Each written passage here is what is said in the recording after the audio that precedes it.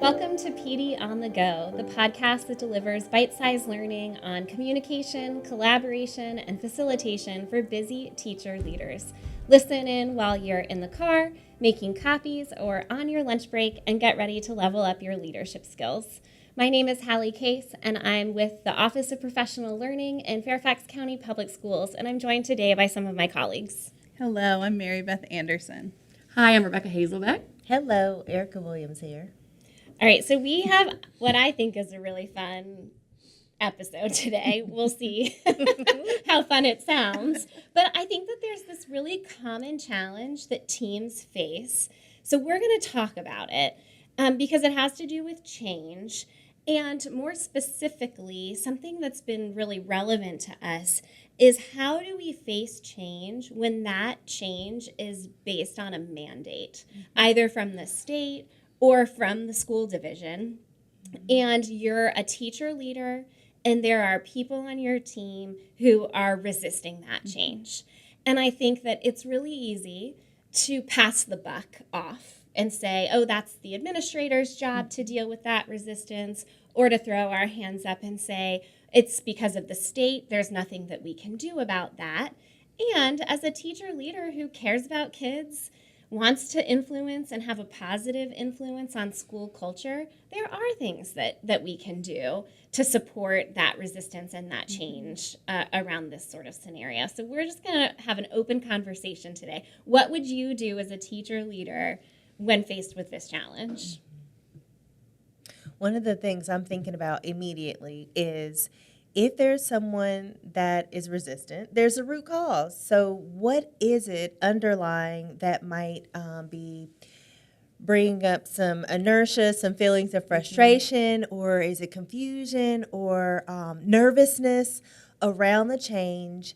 And so once you sort of are able to pinpoint what that feeling is or the reasoning for the resistance, then you can help that person to move forward a little bit and sort of guide them based on whatever it is that they need to feel comfortable in taking steps towards the change. Mm-hmm.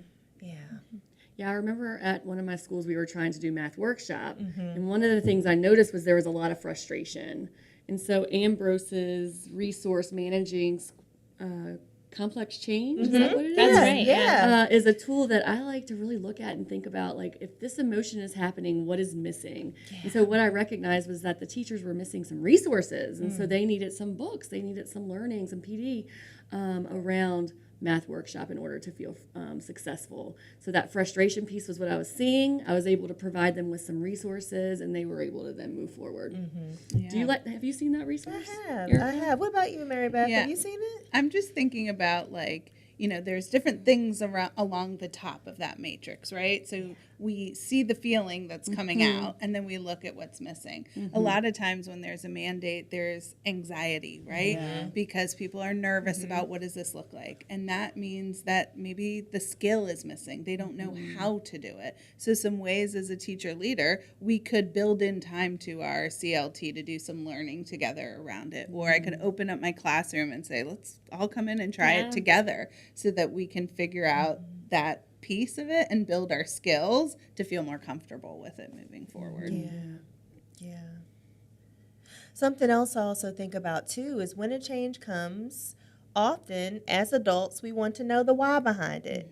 So if a new initiative has come down and there's something that we need to do and the why might be missing, there could be a bit of resistance because we all want to know how it's going to serve our students, so that they can increase student learning. And so that clarification, I think, is also something that's really important, too. Mm-hmm. Yeah. And I think as a teacher leader, you might have to personally invest some time in making sure you understand the why. Yeah. Because there might be the surface level why. Like the why could be the state has told us to do it this way, right? Yeah. But getting a little bit deeper and trying to own that vision as a teacher leader will help you make decisions about your CLT agendas based on that vision, and try to embed the why into the learning and collaboration that you're doing together. That's so true, because the last thing as a leader that we want to do is say we're doing this because the administrator told us we have to do it, right? We have to sort of own some of the decisions ourselves and understand the why as school leaders too. Yeah.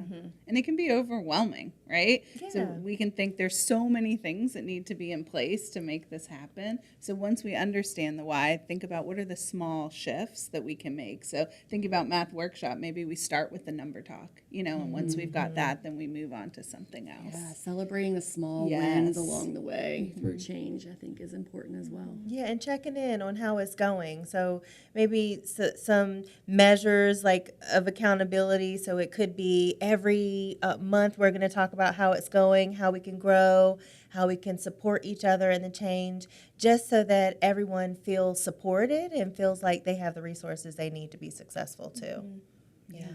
So there are really lots of change theories on change and ideas around how to manage change, but in all of those tools, a tried and true one for us is the managing complex change research that comes from Ambrose, as Rebecca mentioned. And so we'll be sure to share that with you. And we really think if you look at this through the lens of change that might be coming up for you or resistance that you might see with some of your colleagues on your teams, some pieces of the puzzle might start coming together around things that you could do to just support that positive school climate as you go through challenges and new changes together. So as always, you can find those tools and resources on our Instagram account, which is at FCPS_PD. And we hope that you join us next time for more PD on the Go.